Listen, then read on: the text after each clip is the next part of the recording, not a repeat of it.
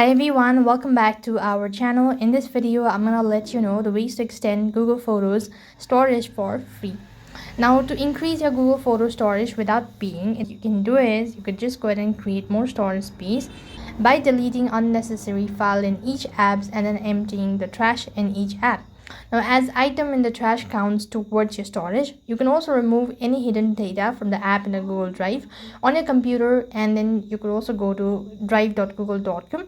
So basically, what you can do is you could go ahead and go to collection, and on this go to bin, and here you could go ahead and delete all of the unnecessary items. Likewise, you could also go ahead and locate the medias that is not necessary, and the rest you could go to your Google Drive and delete all of the data that's not necessary. So this way you could go ahead and extend Google Photo storage for free.